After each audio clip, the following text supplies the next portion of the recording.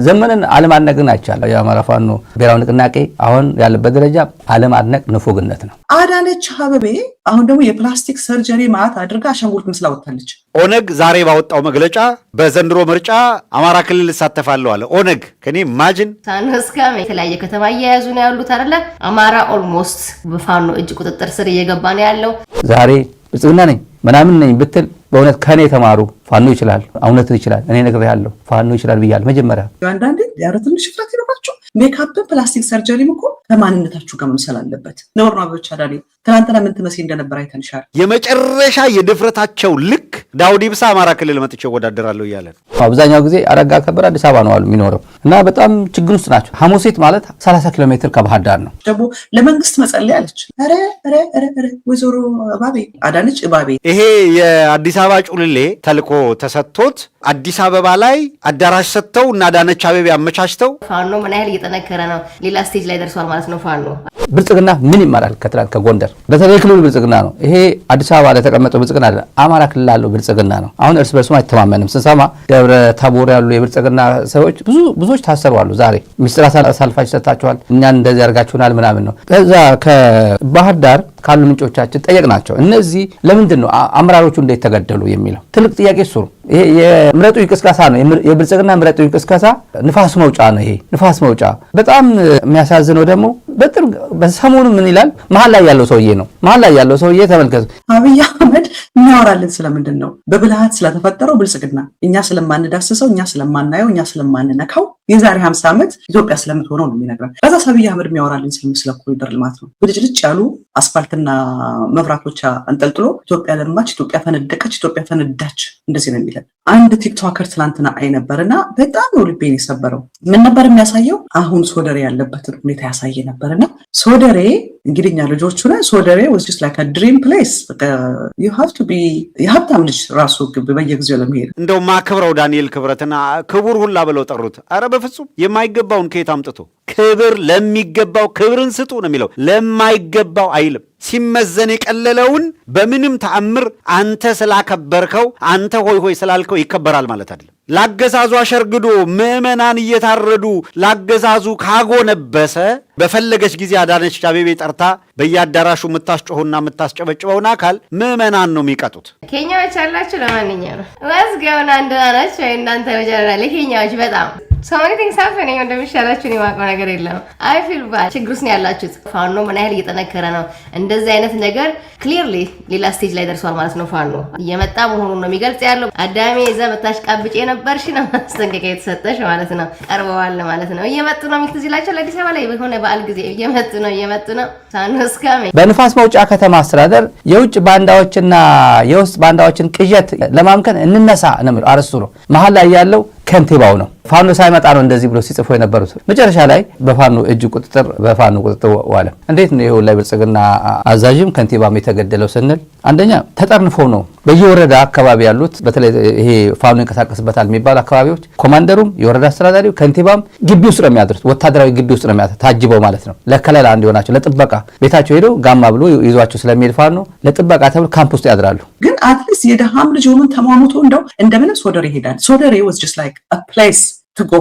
ክራውድድ ነው፣ በጣም ቢዚ ነው፣ ቦታ ማግኘት አይቻልም። ሶደሬ ጭንቅንቅንቅንቅ ያለ ነው። ትናንትና ይሄ ቲክቶከር ሶደሬን ሲያሳየው በቃ አባንደንድ የሆነ ጭር ያለ ነው። ቤቶቹ ባዶ ናቸው። እነዛ እንደ ገስት ሃውስ የነበሩት በሙሉ የእባብ የምናምን ማደሪያ ናቸው እያለ ይናገር ነበርና ጭር ያለ ቦታ ነው።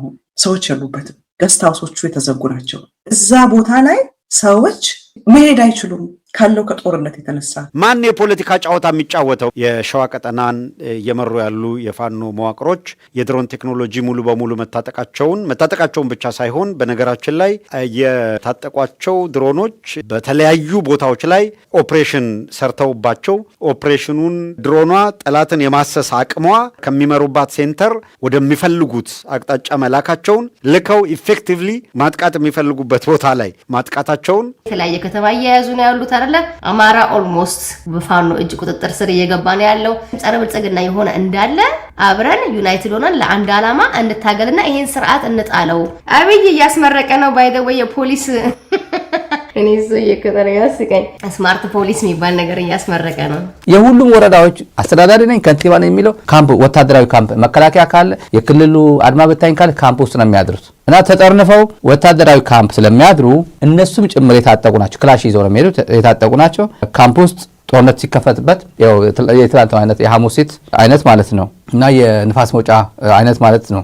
ውጊያ ሲከፈትባቸው ካምፕስ ነው ይዛው ይዋጋሉ እነሱ ማለት ነው። ለከንቲባ ወይ ለወረዳ አስተዳዳሪ ወይ የብልጽግና ኃላፊ ተብሎ የሚከፈት ጦርነት ውጊያ አይደለም። ካምፕ ነው፣ ወታደራዊ ካምፕ ነው። እነዚህ ደግሞ ተጠርንፈው ለራሳቸው ጥበቃ ተብሎ ገብተው የነበሩ ናቸው። ከሰላም እጦት የተነሳ ከአዲስ አበባ ሶደሬ አይታሰብም። ስለዚህ ሶደሬ ዛሬ ጎስት ታውን ሆኗል፣ እንደ ጎስት ታውን ሆኗል። ቢዚ የነበሩ ገስት ሃውሶች ራሱ የዱር አውሬ ማደሪያና መዋያ ሆነዋል። this is the አብይ ኢትዮጵያ። የአብይ ኢትዮጵያ ማለት ይችላል። ከሰላም ከጦርነቱ የተነሳ ሰላም ካለመኖር ከደህንነት ስጋት የተነሳ ሰዎች ሶደሬ አይሄዱም። የአብይ ኢትዮጵያችን ናት። በዚህ ደረጃ ነው የአብይ አህመድ መንግስት እየወደቀ ነው የምንለው። አብይ ያለችው አዲስ አበባ ብቻ ናት።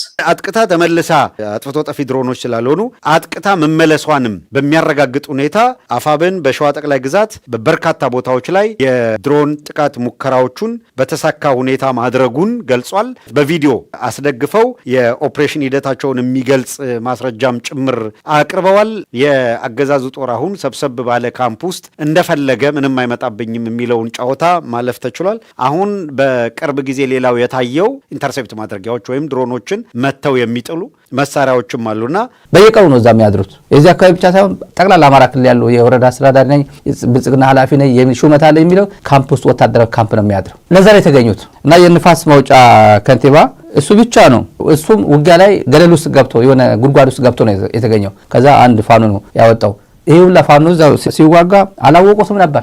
አንተ ከንቲባ አይደለህ እንዴ ያለው የንፋስ መውጫ ከንቲባ አይደል ይሏል። እኔ እኮ የአቶ ገሌ ልጅ ነው ይሏል። ተመልከት፣ የሚያውቀው ልጅ ነው ያወጣው ከጉድጓድ አውጥቶ ማርኮ። አንተ እኮ ተራሱ አይደለም ከንቲባ ነህ አለው። ሲዋጉ ግን ማን እንደሆነ እንደ ተራሱ ነው የተማረከ። መጀመሪያ አዲስ አበባ ላይ የሆኑ መብራቶች አንጠልጥሎ ቢልዲንጎቹን በሙሉ አንድ አይነት ከለር ቀብቶ ኢትስ ናት ኢቭን ኦን ሂዝ ኤክስፔንስ ያንን ተርቦ ተቸግሮ ያለን ሰው ጉሮሮን አንቆ ማለት ነው። የአዳነች አበቤ ኢትዮጵያ እንደውም ትላንትና ምን አልኩት፣ ምንድን ነው አዳነች ከከንቲባ በላይ የሆነችው?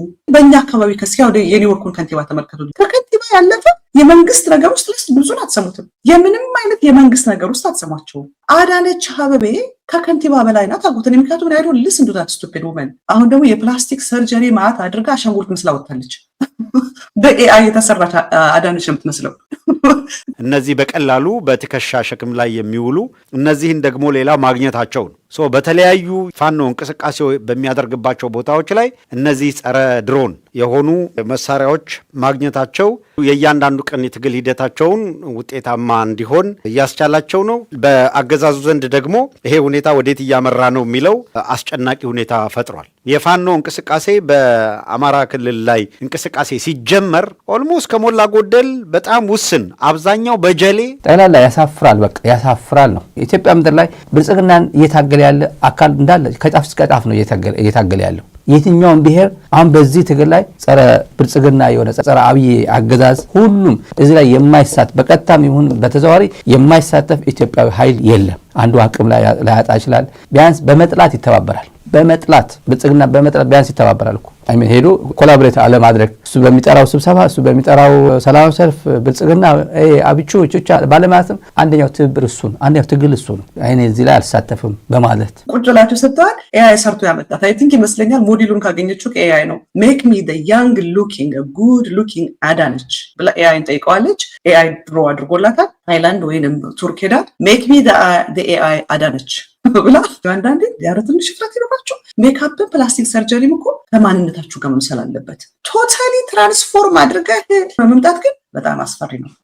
አዳነች አበቤ በሰዎች ደም እየተጫወተች እሷ በምትመራው እሷ ኢንቮልቭ ባደረገችበት አድሚኒስትሬሽን ህፃናት እየተራቡ ተማሪዎች ከትምህርት ቤት ተፈናቅለው በጣም ውስኑ ግን ማክሲመም ትልቅ ሬንጅ መሳሪያ ክላሽ ነው የነበረው። ከክላሽ ተነስተው ድሽቃ፣ ሞርታር ወዘተረፈ ታጥቀው የአገዛዙን ዙ 23 በየቦታው ላይ አውድመው በጣም ሰፋ ያለ መጠነ ሰፊ እንቅስቃሴ አድርገው በርካታ ቦታዎችን ቀጠናዎችን ነፃ ወደ ማድረግ ተሸጋገሩ። በዚሁ አጋጣሚ እንዲህ ባለ ከፍ ባለ እንቅስቃሴ ቀጥለው በጎንደርም በቤተ አማራ ወሎም ያሉ የአፋብን መዋቅሮች ተናበው የአገዛዙን ኃይል መውጫና መግቢያ አሳጥተው በማስጨነቅ ባለማጨብጨብ አደራችሁ ጭምር ባለማጨብጨብ አንደኛው ነው የትግል መንፈስ ነው። አብዛኛው ጊዜ አረጋ ከበደ አዲስ አበባ ነው አሉ የሚኖረው እና በጣም ችግር ውስጥ ናቸው። ጠቅላላ ባህር ዳርም ችግር ውስጥ ሐሙሲት ማለት 30 ኪሎ ሜትር ከባህር ዳር ነው። እዛው ነው እየተደረገ ያለው። እነሱ ያውቃሉ ፋኖ በአንድ ቀን እንደሚገቡ ያውቃሉ እኮ በነገራችን ብልጽግና ያውቃል፣ ፋኖም ያውቃል። እርግጠኛ ሆኜ ነው የምነግራቸው፣ ያለኝ መረጃ ነው የምነግራቸው። ግን ምንድነው ባህር ዳር በጣም ሂውጅ ሲቲ ነው፣ ትልቅ ነው ከተማው እና ብልጽግና ደግሞ አይምሬ ነው፣ ሜርሲለስ ነው። ደብረ ታቦር እንዳደረገው 22 በሚግና በሄሊኮፕተርና በድሮን ሲያጋየው እንደነበረ አገኘው ብሎ አሁን በዚህ ሰዓት ባህር ዳርም ኦፖርቹኒቲ ተጠቅሞ ከተማውን ያወድመዋል። እናቶችና ሴቶች ቶታሊ አቢዩዝ በተደረጉበት ሚስትሪት በተደረጉበት መንግስት ውስጥ ተቀምጠ ራስህን የኤአይ ፐርሶናል አስመስሎ መውጣት ነውር ነው ብቻ ዳኒ ትናንትና ምን ትመስል እንደነበር አይተንሻል። ይህ ለሚፈርሰውና ለሚበሰብሰው ገላ ይሄን ያህል ተጠንቀሽ ደግሞ ለመንግስት መጸለይ አለች። ለመንግስት እኮ መጸለይ መቃሉ ያዛል። ረ ወይዘሮ እባቤ አዳነች ኤድመንድ አዳነች እባቤ ሲላሰሙ በጣም እጅግ ከፍተኛ ድል አስመዝግበው ጋይንት ንፋስ መውጫን አገዛዙ ከዛ አሽመድምደው አጥቅተው መልሰው ሲቆጣጠሩ ግን ከ4 ከ5 በላይ ፓትሮሎች አገዛዙ የሚጠቀምባቸው እነዚህ ኮምቦይ ትልልቅ መኪናዎች ከነ መሳሪያዎቻቸው ከነ ሎጂስቲኮቻቸው ሙሉውን ነው አገዛዙ ተበትኖ ፈርጥጦ ለቆ የሄደው። እነሱ ሙሉውን ተቆጣጥረውታል። ድሮኑ ራሱ ኢፌክቲቭሊ ያጠቃል።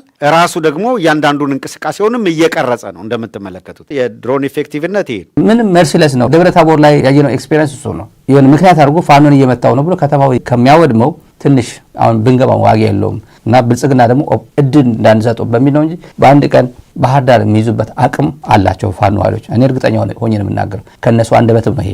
ብልጽግና አቅም የለው። አሁን አረጋ ከበደ ከአቅሙ በጣም እጅግ በላይ ነው። ክልሉ ማስተዳደር አይችልም። ዛሬ ብልጽግና ነኝ ምናምን ነኝ ብትል በእውነት ከኔ ተማሩ። ፋኖ ይችላል፣ እውነት ይችላል። እኔ ነግሬሃለሁ፣ ፋኖ ይችላል ብያለሁ። መጀመሪያ ፋኖ ይችላል። የአማራ ኃይሎች ይችላሉ መብታቸው ለማስከበር የህዝባቸውን ክብር ለማስመለስ። አዳነች አበቤ ግን ያልገባት ለመንግስት ጸልዩ ተብሏል ቃሉ ይላል አለች። ቃሉን እየከፋፈሉ እየቆራረጡ እንደሚሰሙት እና አዳነች አበቤ እነሱ የፈለጓትን ብቻ እየያዙ እነሱ የማይፈልጉትን እየዘለሉ መጽሐፍ ቅዱሱ ሰው ግዳን ይላል እንዴ? መንግስታት ሆይ ህዝባችሁን አታስጨንቁ የሚለውን አልሰማችሁ? አዳነች ህዝብን የምታስጨንቁ እናንተ መንግስታት ወዮላችሁ የሚለውን አልሰማችሁ? ግብን የምታረጉ በንጹሃን ላይ ጭፍጨፋ የምታረጉ ወዮላችሁ የሚለውን አዳነች አልሰማችሁ? መጽሐፍ ቅዱስ ላይ እነሱ የሚሰሩትን ነገር በሙሉ የሚያወግዘውን አላነበበችው? ይሄን እንቅስቃሴ እያደረጉ እዚህ ደረጃ ለመድረስ ግን በጣም ከባድ የሚባል ሀስል አልፈዋል። ሌላው በጣም 4 ኪሎን ግራ ያጋባና ድንጋጤ የፈጠረው ነገር የአንቲ ድሮን እነዚህ በጣም ዘመናዊ መሳሪያዎች እነሱን መጠቀም ሲጀምሩ ክላሽ ይጠቀም የነበረ በጀሌ የነበረ መጀመሪያ ጀሌውን ክላሽ ነው ማስታጠቅ የቻሉት። ጥቂቶች ክላሽ ይዘው ገብተው በጀሌ ሌሎች ገብተው ጀሌዎች እንዲታጠቁ አደረጉ። እኩል በኢትዮጵያ እኩል ለመኖር ገፍተው መጨረሻ ላይ ለዛ ነው እንዴ በል እመጣልሃለሁ ሀብዬ ከታች ከግራስሩት ጀምሬ እመጣልሃለሁ ብሎ የመጣለት ነው። ሳይፈልግ ነው። ይሄ ይገባዋል። ይሄ ቋንቋ ሳይፈልግ ነው። እሱ ኢትዮጵያ እያለ ኮንፊውዝ እና ኮንቪንስ እያደረግን ቀይና ቢጫ እያሳየን ካርታ እንበላለን ብሎ ያሰቡ አይሆንም።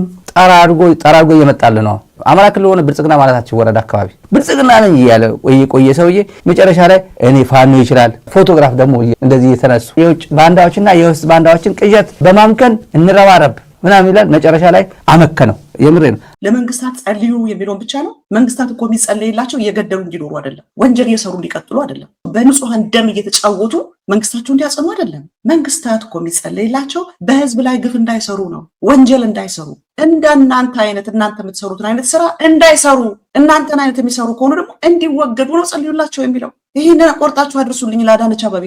ለመንግስታት እኮ ጸልዩ ተብሏል ብላ ትናገር ሰማዋትና ደም እያፈሰሳችሁ በንጹሐን ደም እየቀለዳችሁ እንድትቀጥሉ አይደለም የሚጸለይላችሁ። ባለፉት 3 ዓመታት በህዝቡ ላይ የመጣው መከራ አስተምሯቸው በበቂ ሁኔታ የሰለጠኑ በጣም ጠንካራ ኮማንዶ ኃይሎችን ሁላ እያፈሩ የሚገርም ሁኔታ እያሳዩ ነው ለማህበረሰቡ የሚገኙት። ደጋግመን ከነገርናችሁ ደጋግመን ካነሳንላችሁ ስም መካከል ነፃነት ጣሰው የሚባል ልጅ ከኦህዴድ ጋር በመተባበር ወሎን ክልል አረጋለሁ የሚል እንቅስቃሴ ሲጀምር ነገርየዋ ሽታዋ ከሌላ መንገድ የመጣች ናት። ወልዲያ ዙሪያ ከባድ ውጊያ ውሏል። ዛሬ ብልጽግና በድሮን ነበር ሲታገዝ የነበረው። ወልዲያ ዙሪያም መካናይዝድ ነው ያለው። ዛሬ ተቀጥቅጦ ወደ መርሳ ነው የሸሸው ብልጽግና።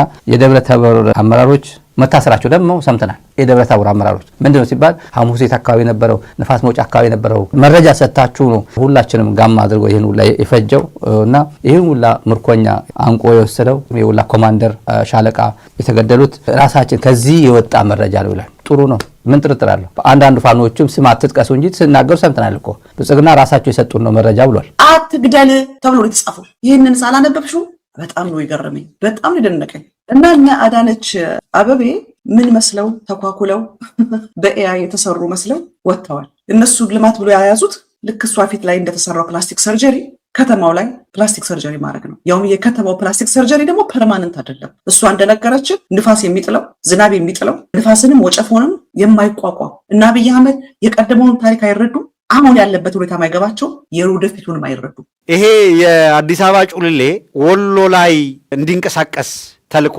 ተሰጥቶት አዲስ አበባ ላይ አዳራሽ ሰጥተው እና አዳነች አቤቤ አመቻችተው እነዚህ የምታያቸው የኦህዴድ ሰዎች ተሰባስበው ከኦሮሚያ የተመለመሉ ከከሚሴ የተመለመሉ አዲስ አበባ በሪፐብሊካን ጋርድ ታጅበው አዲስ አበባ እንደ አዳራሽ ውስጥ እንዲሰባሰቡ ተደርገው አሁን ምርጫ ቅርጫ በሚባለው የአብይ አህመድ ዝባዝንኬና ፖለቲካ ውስጥ አማራ ክልል ላይ ወሎን ሰሜን ኦሮሚያ እናደርጋለን የሚለውን ፕሮጀክት ለማስፈጸም ወሎ ክልል ነው የሚል ግንጠላ ለመስራት በዚያ ለውድድር ይቀርባል ያሉት ሰው ነው። ስም እንዳትጠቅሱ አደራ። እገሌ የሰጠን ነው እንዳታስበሏቸው። ችግር የለውም። ብልጽግና የሰጠን ነው ካላችሁ ዊ ነው የኢንፎርሜሽን ሼሪንግ እንዳለ እናውቃለን። አፋብን ደብዳቤ ልኳል።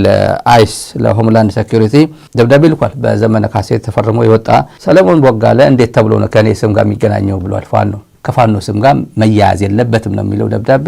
እንግዲህ ፋኖ በኢትዮጵያ አርበኞች የሚወክል ታሪካዊ የክብር ስያሜ ነው ብሏል። ይሄ የፋኖ ኃይል ደጋፊ አይደለም ብልጽግና ነው ብለናቸዋል። በፍጹም ፋኖ አይደለም ብያለሁ። እኔ ባለፈው ሶሻል ሚዲያ መከታተል ትችላለህ። ሌላ ልጅ አለ ገና በቅርቡ ጊዜ አሳለም ኬዝ የተሰጠው ልጅ አለ እዚህ ጊዜ አብይ ደጋፊ ቁጥር 1 ደጋፊ። ስለዚህ እነሱ እድገት ብሎ አብይን ብትጠይቁ ስለ ኮሪደር ልማት ነው ዓለም እየተደነቀ ነው ይላችኋል። ሲምፕል የሆነ ፓርኮች ሰርቶ የኔ ሰፈር ውስጥ ያሉትን ፓርኮች ሰርቶ ዓለም እየተደነቀ ነው ይላል። አገለም እየተገረመ ነው ይላል በየመንደሩ። ኦ ማይ ጋሽ ኢትዮጵያ እንዴት ታሳዝኛለሽ። እንግዲህ ሰምታችኋቸዋል። እነ ዳንኤል ክብረት የመሰለ እንኳን አይደለም በህይወት ያሉትን ፖለቲከኞች አይደለም ሬሳ የሚፈሩ ሬሳቸው እንዳይገባ አይደለም እነ ዳንኤል ክብረት ወንጀላቸው የተነሳ የሰሩት ግፍ የሰሩት ወንጀል የሰሩት ኃጢአት እንኳን ህያዋንን ሬሳንን እንኳን እንዲፈሩ አድርጓቸዋል። ኦነግ ዛሬ ባወጣው መግለጫ በዘንድሮ ምርጫ የምሳተፈው በአማራ ክልልና በኦሮሚያ በአዲስ አበባ በድሬዳዋና በሐረር ነው ብሎ መግለጫ አውጥቷል። አማራ ክልል እሳተፋለሁ አለ ኦነግ።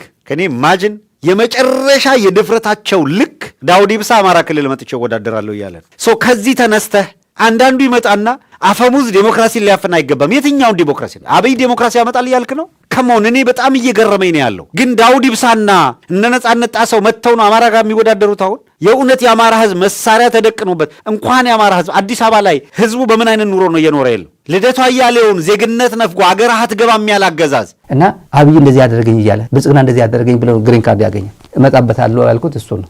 እነሱን መታገል ነው። አጭበርባሪ አሁንም ሳፍር አሳይለም ጠይቆ እንትን ያርጉ አብይን ይደግፋል። ደግሞ ብልጽግና ገደለኝ አሰረኝ ምናምን ተብሎ ነው ይሄ አሳይለም የሚሰጠው። እንደዛ እኮ ነው። ዘመንን ዓለም አድነቅን አይቻል። የአማራ ፋኖ ብሔራዊ ንቅናቄ አሁን ያለበት ደረጃ ዓለም አድነቅ ንፉግነት ነው። የእንትና ድል ነው የእንትና ድል ነው የሚባለው አሁን በጠቅላላ የአማራ ህዝብ ድል ነው ተብሎ እየተመዘገበ ነው። በዞን በወረዳ የሚመነዘር አይደለም ይሄ ድል። አሁን ብዙ ሰው የዚህ ጭከራ እኔ ያየሁት የዳንኤል ክብረትን ፍርሃት ነው።